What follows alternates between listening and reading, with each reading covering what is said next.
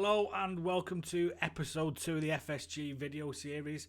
My name is Chris Molyneux, and in this video I'm going to explain the talking timeline. Basically, I'm going to be, throughout this video series, going to be talking to other former soldiers, what they did before, what they did during, what they did afterwards, lessons that they learnt along that, that timeline. And I feel that if I'm going to be asking that of other people, I need to share with you my side first. Okay, so we'll get into that now.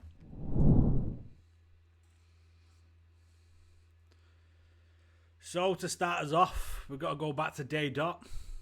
1984, the year I was born. I didn't come out that size, obviously. I know I'm a big bloke and all the rest of it, but come on, that is one of the only earliest pictures that I can find throughout the family albums.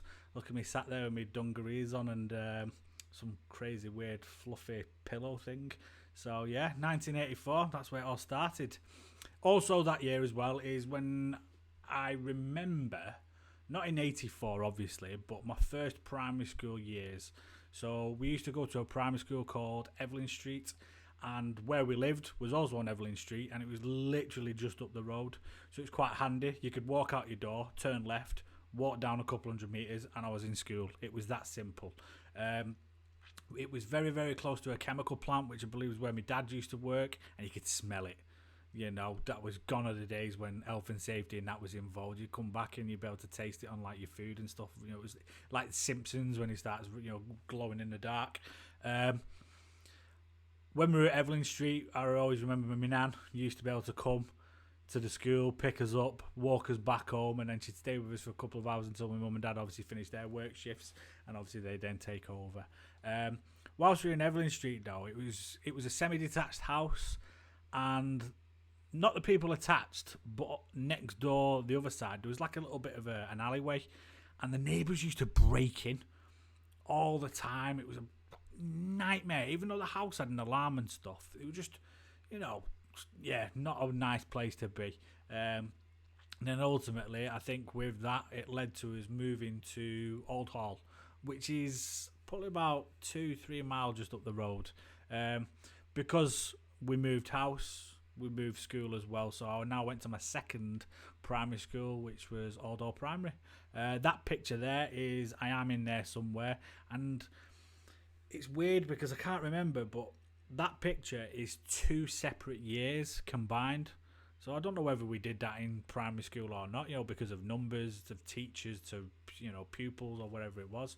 But the year above is in that same picture as well. So if anyone who did go to Old Hall Primary know anything about that, then, drop us a message down in the comment section, because I can't remember that far back. There's been many, many, many, many, many years before that.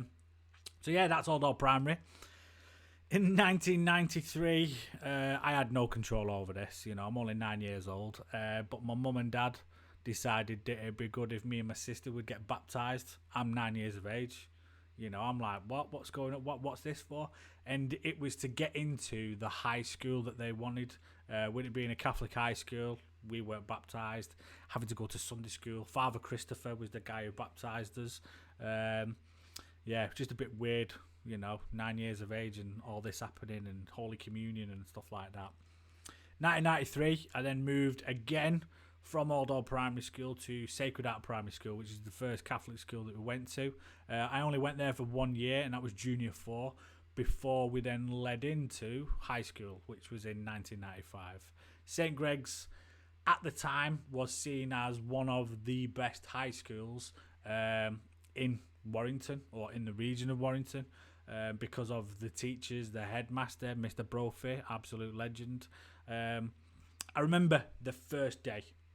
Literally, it is weird. I remember I've gone from wearing like short sleeve shirts and this little tie thing to having like a blazer, tie, backpack and all the rest of it. I had all the buttons done up, and I remember walking down the corridor and everyone's got the buttons undone, and I'm just like, all right. And that's when you do start to realise, hang on a minute, I'm being an individual here. Why am I not being like everyone else? The buttons came undone. High school. Wow, what a time.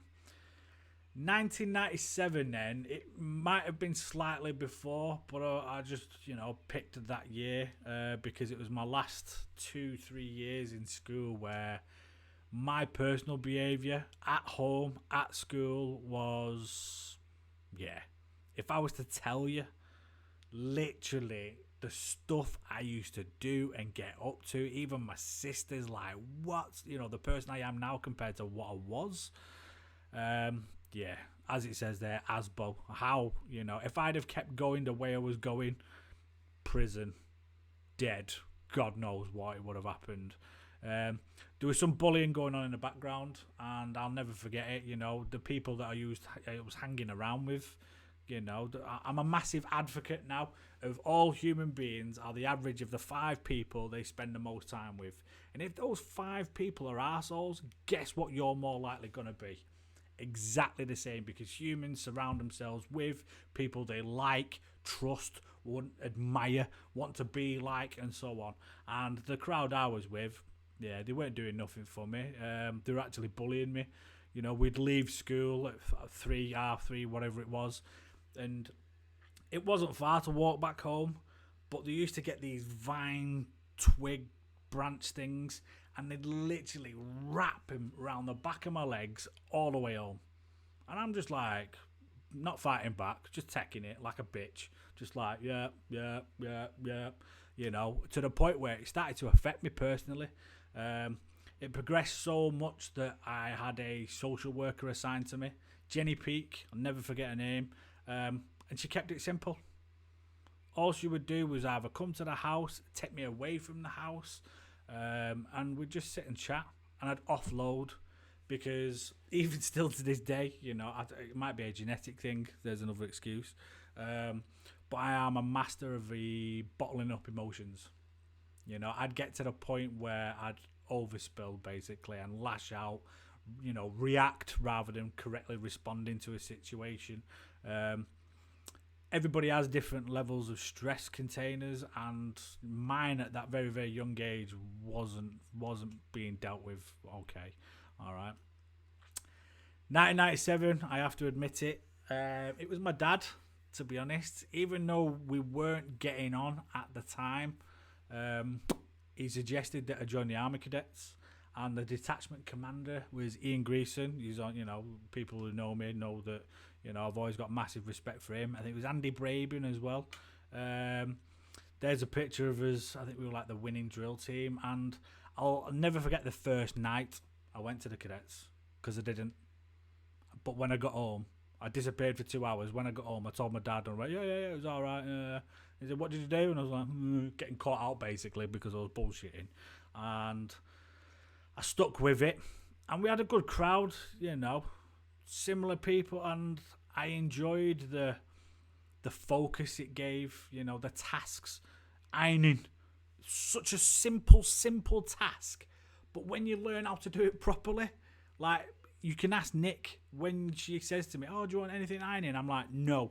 Because it's where I enjoy it, and I don't know whether it's because it started back then or whether that's just a military thing that that's just been instilled into me. But yeah, not embarrassed. I was an Army cadet. I enjoyed it. Field craft and getting cammed up and drill competitions and stuff like that. Yeah, and it was a good footing to what basically happened for my career, basically. The year 2000 then, my last year in high school. Well, I can't even say year because they suspended me. So I remember them bringing me, my parents in. They sat down with me and they went, look, listen. Basically, we don't think Chris is going to get to the end. So what we're going to do is put you under suspension where you'll home study, you'll revise, and then you will come back in for your GCSEs. I just remember my nan and granddad lived in Anglesey. I just remember being offloaded and being sent there to Anglesey. And to be honest, I did do some revising and stuff like that. But my nan was, nan was my nan. She was very good at playing the game, as all nans do. Left high school with I think I got an A in English. How? I don't know. And then the rest of them were like D's. Religious studies, 0. You know, I literally put my name, my candidate number down, and I walked out after the 60 minutes were up. I had zero interest. Designing technology, even though you see, I don't know, a couple of the videos of me building stuff in school, I was very, very good at doing the drawings, the designing, seeing it. When it came to the building part, couldn't be bothered. Literally could not be bothered. And it used to do the teacher's head in because he could see it. He knew I could do it. I just wasn't. Yeah, it didn't prioritise in my eyes. Okay. Also in the year 2000, I got my first part-time job. Well, I say part-time. They made me go part-time because I was doing too many hours. It was at Speed Carting in Warrington. It's not that name anymore, but that's what it was back in the day. £2.50 an hour, cash in hand for being a race marshal. You used to sit there on your tyres, watching people drive round and round and round, and if any of them went into the tyres, I pulled them out. Jobs are good in. End of shift. Sign here, mate. There's your money. See you later. Was it legal? I'm not even going to question anything like that. It was way back in the day. But I loved it. Absolutely loved it. You know, I was earning. I wasn't doing much for that sort of money anyway. And I was seeing the money there and then. Okay. 2001. So I've been dicking about basically for a year. Tried college. The girlfriend at the time became pregnant. That was a big moment where it was like, oh, okay, now this is not just about you no more. You know, you've got to level up now. There's a child involved. I remember because my mum and dad were divorced at this stage now, and I was living with my mum, and my dad came to my mum's. I remember sitting him down in the front room, and I was like, she's pregnant, and they were like, oh, you know, could have told you that. as if they knew type thing. I was like, oh my God. And I remember explaining, saying, look, listen, I'm going to join the army because it's a stable job. The money's good. And it, like I said, it's, you know, it wasn't about me anymore. It was about the child. Mum wasn't too happy about this. You know, I don't think any mum would be, you know, seeing your little lad or your little boy going away into the army as well. I always remember the day at Banky train station where I got on the train with my ticket to go to Edinburgh because I did my phase 1 training up in Glencorse. And as we were pulling away, we were all like, it was weird, all the recruits or the new entrants were all sat in like this cargo part of the actual train, not where any of the seats were. It was just like, we were go sitting there. I remember waving her off, and you know, she was crying and stuff, and I won't forget that. But it ended up being quite possibly one of the greatest decisions that I've ever made as a person. You know, joining the army. That picture there is my passing out parade of phase 1 training. The standard picture outside the artillery piece up in Glencorse. It was Baltic, and I mean freezing up there. 2002 then, so I'm in the army now, and I get to battalion and travel. Oh yeah, we did a couple of exercises before this, but they said, oh yeah, we're going Canada, we're going to be playing the enemy in Canada, and I'm like, oh, sound okay. So we end up going out there. New lad in the platoon, you know, I've only got 12 months under my belt, still a new lad, and quite possibly one of the greatest places I have ever visited. I love Canada, you know, even Battus itself, the exercise, the training, the people, the travel that we got up to. You know, we ended up going to Edmonton. We spent, I think it was like just over a week there, and it was, and you got to think, I'm 18 years of age here now, and I'm on the other side of the world. I think the exchange rate at the time as well was like 2.5 to 1. So I was absolutely balling it. Did the training exercise, did adventure training. The adventure training out there was phenomenal, especially like the whitewater rafting. We did, mountain bike. Bear Dawn, I think was the name of the exercise. Can't believe that's literally just come to me now. So once we did that in 2002 as well, when we came back up Fresco. Yeah. Al fresco was the first set of fire strikes. Okay, that picture underneath there is one of the famous green goddesses that we had to deploy with whilst the firemen were on strike. Heartbeat, the program, springs to mind when you look at that thing. My job when we deployed one of the fire strikes, one was to start the green goddess up using the crankshaft at the front, and then two, when we got to wherever we were going, was to locate a fire hydrant. That was it. They were over bonfire night and stuff as well, so the firemen, they caused some serious disruption with this. And the training we received, 24 hours in Dregorn Barracks in Edinburgh. That was it. And all it was to set up this water pump where you could draw water from one source, send it to your engine, and then send it out. Half the engines didn't even work. I won't forget Hot Fresco. Hot Fresco was a farce, yeah. But a memory, like I said, not like any other memory. 2003 then is when we deployed on Telic 2, and that is, I think that's a picture of me. Weird. When I talk about other operational tours that I'm on about later on, I'm 19 at the time. It was the build-up training was very Northern Ireland based, even though we were going into the Middle East. The kit and equipment that we had, front body armour plates only. You'll get your NBC suits in theatre, even though Saddam Hussein had chemical weapons and all the NBC training that we'd received. It was a bit, looking back now, I'll laugh at it. But at the time, we were just like, oh, yeah, okay. We had UGLs, so underslung grenade launchers with no grenades. But we had to have them fitted to our weapon systems, And I think that's when the PRR came in as well.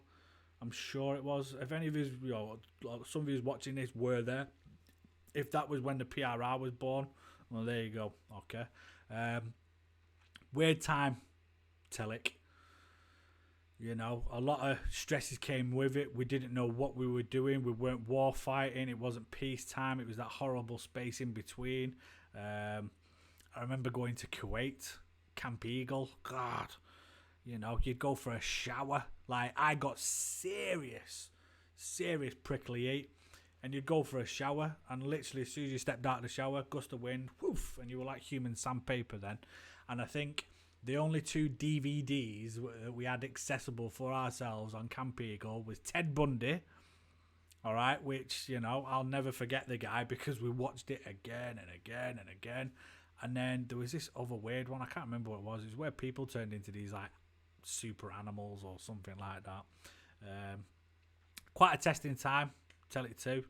A lot of stuff went on. We'd be driving around in these like soft skin Land Rovers, floppy hats on, and then getting shot at. Or the road or the tarmac would explode, or the people coming up to you because a building's collapsed and there's like this flat person in front of you. Very, very, very weird operational tour that. And I was deployed on that tour attached to B Company, who was at the Bath Party HQ, or the Bath Party headquarters. I was the first person in Dead Man Sanga, which was Sanga 2, which used to sit on the roundabout of one of the main MSRs, and it fucking reeked. And I mean, it stunk throughout the entirety of the duration that we were there. 2004, then we moved to Cyprus. I think it was just like two and a bit years. We were there as the drums platoon, so our main role at the beginning was just pure ceremonial duties. Officers' mess, sergeants' mess, garrison mess. We were just drumming all the time, gig after gig after gig. Hence why we call it the Cyprus gig, because we knew it like the back of our hands. We were very good as a platoon, definitely. We had Nick Froling as the platoon commander. He was everything basically. Drum major, platoon commander, platoon sergeant, and I'd highly rank him as one of the best. I think he was the senior drum major as well in the army at one point. So he was in charge of us. That was us attached to Corona Company. And yeah, Cyprus was, finishing work at 12:30 because it gets too hot. Starting work at 6. To be honest, I don't think I've ever been that pissed in my entire life. There was a bit of downside as well in Cyprus, and but there was many good times as well. Okay, especially with the lads, some of the laughs that we had. Especially when you've got Iron Napa on your doorstep. 2006, then we moved to Germany. I was actually part of the reconnaissance from Cyprus to Germany because they wanted a soldier's opinion. I went there. I think it was the Duke of Wellingtons were there at the time, but they were deployed on ops. So their rear party was there. And it was all like the druggies, people getting out, shit, all those sort of people. And the camp was an absolute dive compared to Cyprus. The area wasn't the best. I go back, tell everyone the truth, and I get called in for it basically, saying, look, listen, keep your mouth shut. Non-disclosure agreements were signed, and Germany was amazing after that. So moved to Germany, and the year we moved to Germany, the World Cup was on as well. Oh, it was the perfect timing. We landed it 2004. I think Greece won the Euros, so the island was a party island. We go to Germany win the World Cup, I think. The entire nation's partying, and also we amalgamated into the Duke of Lancasters. I can't remember the parade because I was bladdered. The night before, I think we got invited into the Met, or the day of it, or whatever it was afterwards for doing the ceremonial side, and just gone. Okay. 2007-8, we did a winter tour on Telic, because that was the time frame. We had such a long gap before deploying back on operations because what went on. Different tour. This was freezing cold. We were deployed in Bulldog or Mark 2 432s. And the compassionate side of it, that was the first ever time I'd came across my own personal case for compassionate leave. I just remember, we all had our individual coffin bed spaces. The company 2IC comes in, he's like, Molyneux, OC wants you, and I'm like, shit, what have I done? I go see him, and he's like, look, listen, your nan at home's in a bad way. This is my dad's mum. Just to let you know, we can't do anything because she's not, direct next of kin, that sort of bullshit. And, we'll just keep you posted. So I'm like, right, okay, a little bit gutted, go back to my bed space, and then 30 minutes later, I get another phone call, look, the boss wants you. So I'm like, Jesus Christ, what's going on now? Go back to the OC, he said, look, listen, your nan's died, you're now going home. And I'm like, all right, I was devastated by the news. And I'd not had my R&R at the time. So what they said was, because it's not direct family, even though it fucking is, I had to sacrifice my R&R to then be able to get home, to then obviously be able to be there for the funeral and stuff, be there for the family. But it was just that speed in which it happened. She went from being really, really poorly to 30 minutes later, she's dead, fair play to him. They got me out of country that evening, de-kitted, handed it all in, jumped on a plane, and then I was home for, I think it was 2 weeks, and then I came back. At the end of that operational tour, we had a Queen's parade that we had to prepare for because we were going to receive our new regimental colours in Preston Forward Barracks. So in between this time now, we're bouncing backwards and forwards from rehearsals, going home. And on the 21st of May, it was Champions League final night. United versus Chelsea. I went to Manchester with a couple of the lads, got on it all day. Can't really remember the game, to be honest. But this night, not only is a special night footballing terms, but it's also the night that I met Nick. Those that have seen the anniversary video that I did for a couple of years ago, I'll never forget it. She was like, where have you been? I went, I've just come back from Moscow. And I had Moscow on the back of my shirt because that's where the final was, Moscow 08. And she was like, really? And I was like, you're my type of missus. That was it. We had a dance off. We went on various dates. And, here we are today. We're still together. We have this lovely home together. So, I'll never forget the 21st of May. 2008 then is when we moved back home to the UK. No more abroad. Okay, left Osnabrück and we moved into Catterick Garrison, Somme Barracks, which was the dregs of the garrison. Yes, we were back home in the UK, but fucking the camp, really? You know, yeah. So one of the perks of being back home is at weekends and stuff, you know, you got to go home, socialise, see your family a hell of a lot more because it was only a couple hours up the road. 2009 went back to Canada. When I did this was the long deployment that I've mentioned before. We went out in January on winter activation. And then from then we did a full Medman season where I did red tops for one, I think it was it 1-4 Alpha or 1-4, but basically the brigade commander, driving him round on red top safety. Not the best job. However, when you get that high up in the food chain in management, then, you know, it comes with a bit of bullshit. You know, the vehicle had to be all air freshened, you had to have the best food, and water was always had to be chilled and all the rest of it. But, you know, I learnt quite a lot off him as well because I got to see it from above, you know, big picture as they talk about it. Yeah, enjoyed that tour. You know, it was about 9 or 10 months I spent in Canada. 2010 deployed on Op Herrick. This was the summer tour, and it was a grizz, this one. It was an absolute graft. Red hot, carrying all the kit and equipment that we had, living in some of the quite possibly worst conditions you could ask for. But as every soldier has done and always will do, they made the best of it. You know, they made it home. Wherever we got placed, we made it home. We were part of Ops Company for this because this is where the FSG, the platoon, was trialled, born, originated from on this Op tour. That, to be honest, I wasn't sure whether to put this in, but following that tour, the money that I'd saved,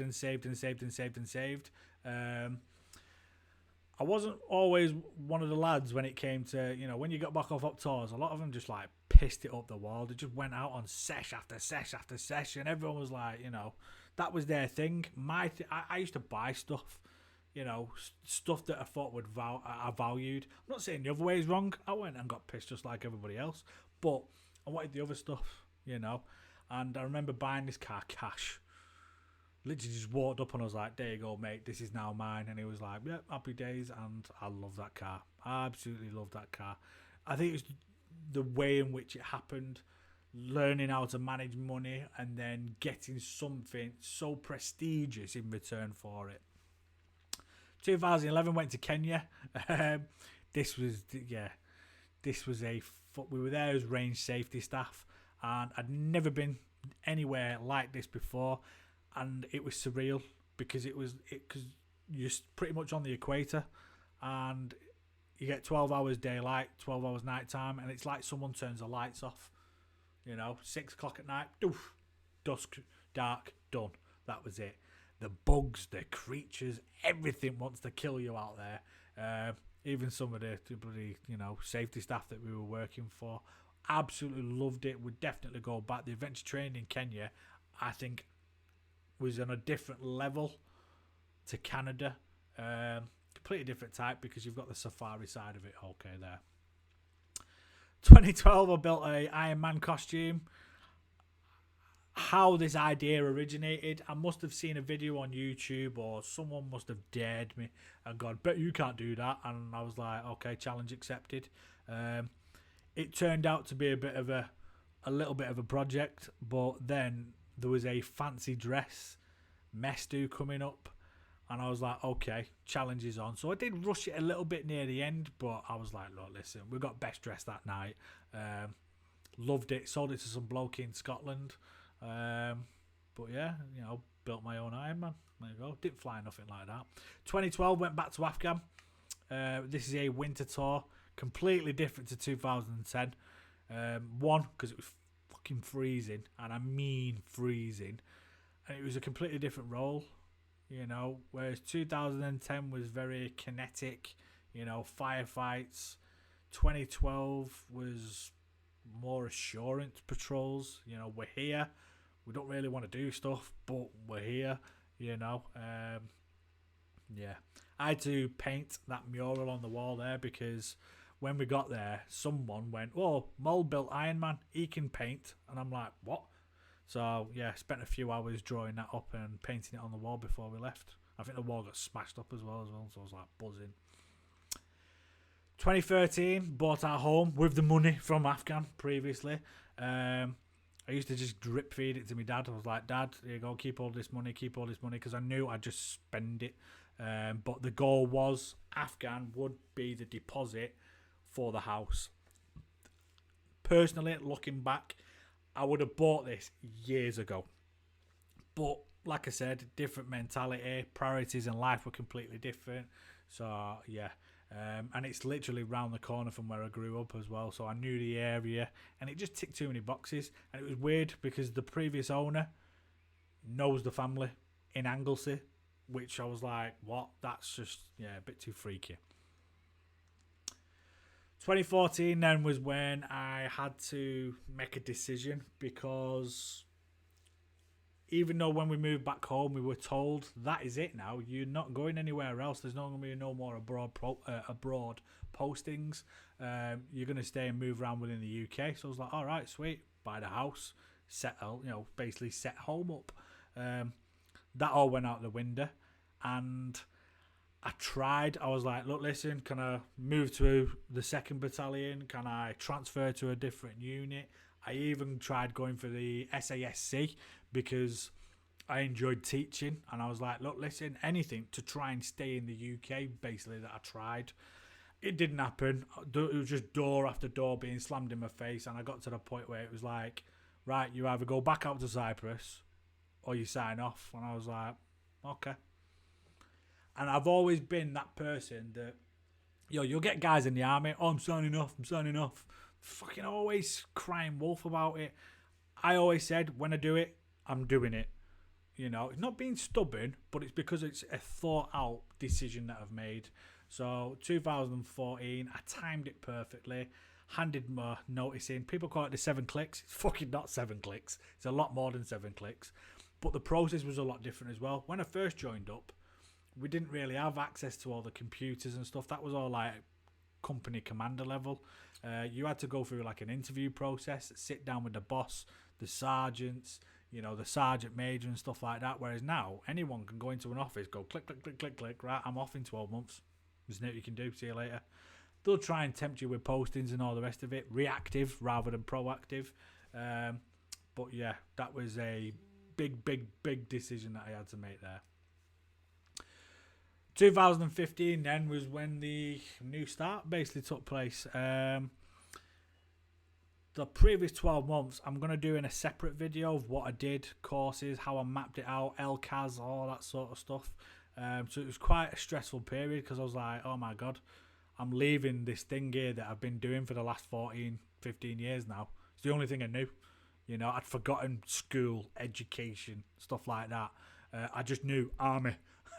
That's how I could easily put it. And I had to try and find something that I really, really enjoyed in the military, but also could be transitional out in the real world.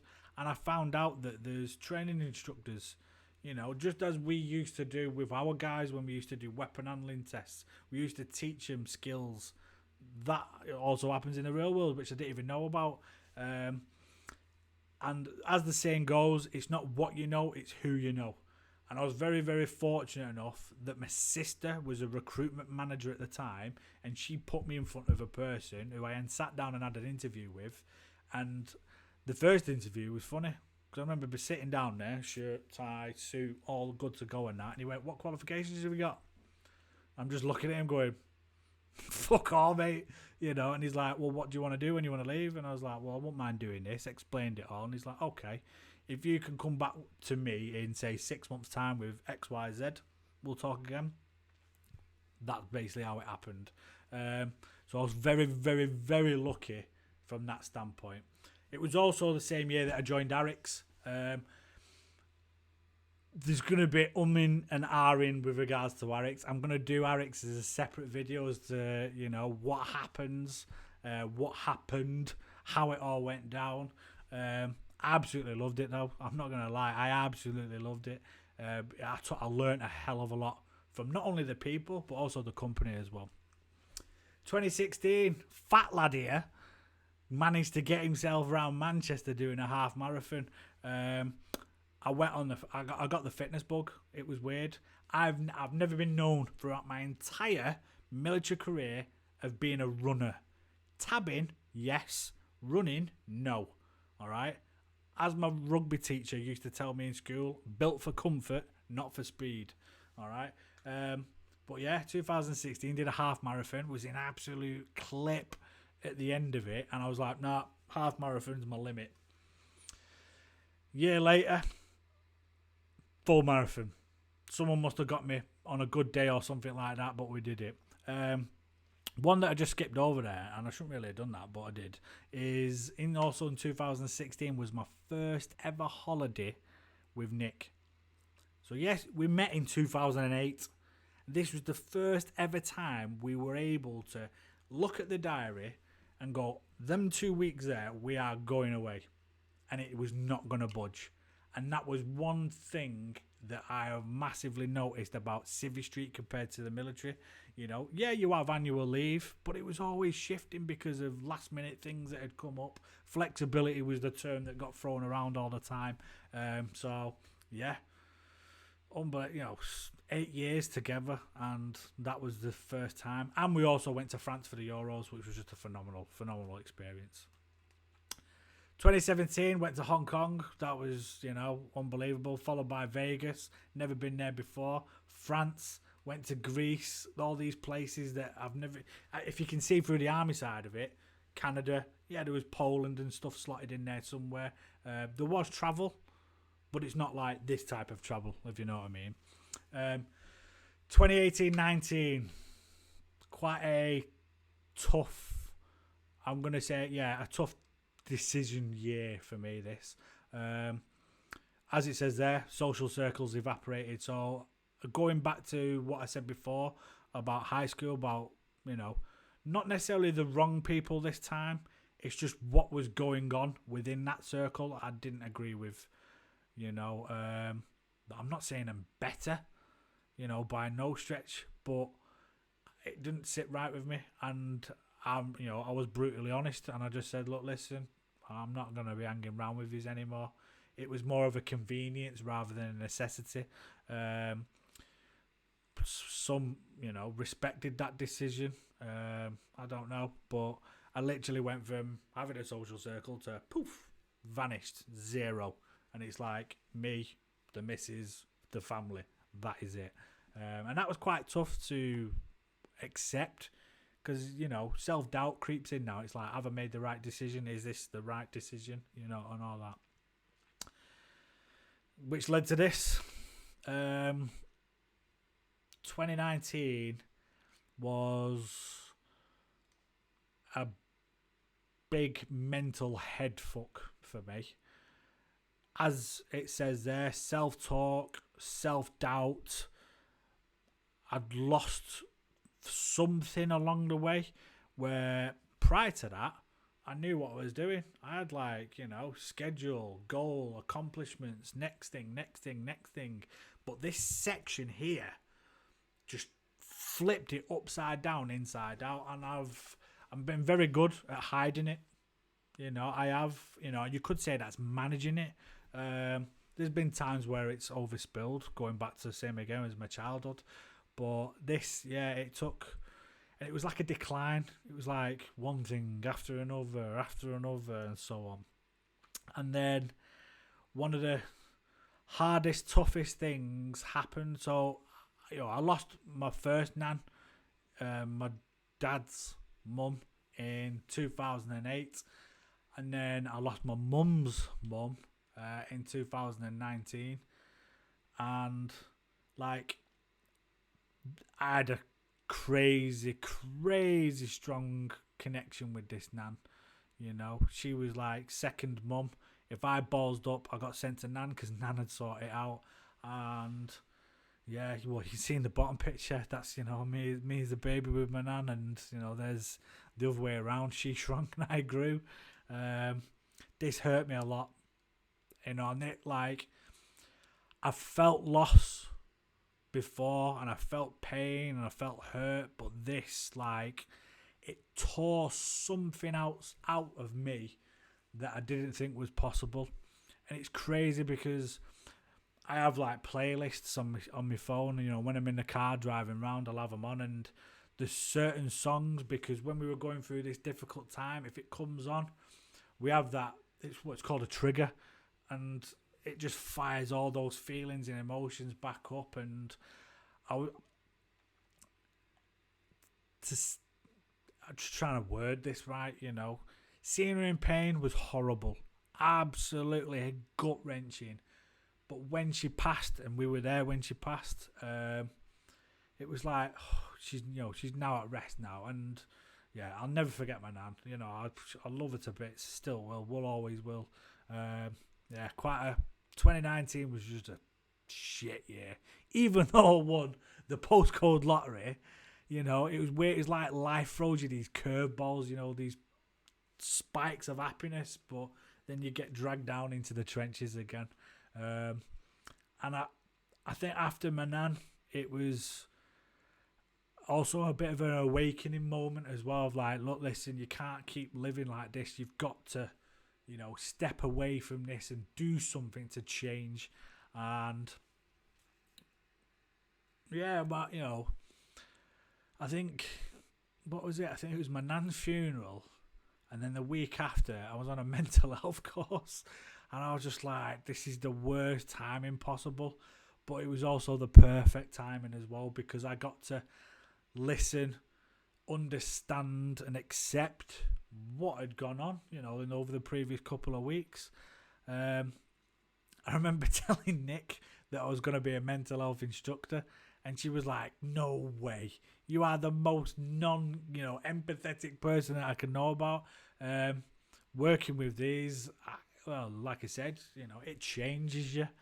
I had a different outlook and view on it, because some people do see mental health as the new bad back, because there are people out there that are abusing it, just like everything else that gets abused out there. But for the genuine cases that are out there, and there's a lot of them, yeah, I have much respect for the people that work in, that line of work specifically. 2020 then was the year of upskilling, where I was like, right, my military funding is due to run out, the ELC, the LCAS and stuff like that. And I was like, I need to add something into the mix. I need a goal. I need a task. So what I did is I sat down, got to work, drew up a plan, and we were all supposed to be doing it. And then COVID-19 came up and just went, fuck you, and put a halt to everything. So I am able to still do home study, which is the beauty of the internet and stuff like that. But yeah, we don't know what is going on. This is where we currently are at the minute. This, now what you are looking at, has been an idea for quite a while, but there's always been other distractions. I don't have that distraction now. I can literally full-heartedly focus in on this and create this now. So in a way, it's a crap blessing. That's how I'm going to look at it. Which creates this. So the FSG, the Former Soldier Group, I hope you get something from it. I really do. I get a massive kick, especially on training courses, when people say, oh, I can't do that. But then you somehow figure it out and simplify it, and then they do get it, or they look at it slightly different, which means you've influenced or maybe changed someone's outlook on a certain, environment and so on, all right? After this, who knows? Life is going to be different. That is a definite, because of what has took place in 2020 so far. What will be a consistent, though, is this platform. I will, if every spare minute that I have available, be putting everything into this, because I do think it's needed, and I have to give back. I want to give back. That is my main drive and motivator for all of this now. All right. But yeah, that is my timeline. I've tried to keep it as short, as sweet as possible. There will be sections of the timeline that I'll go into a bit more detail, get a bit nitty gritty and bare and reveal all that sort of stuff. If there's any sections of this that you want to know a little bit more about, then drop it in the comments below. And, you know, providing the request isn't a bit too risque, then we'll see what happens. But what I would like to do is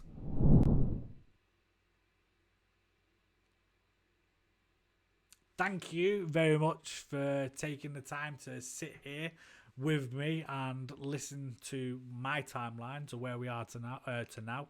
And I look forward to connecting with you guys when it comes to that time. Thank you very much for watching, and see you in episode 3, which is coming soon.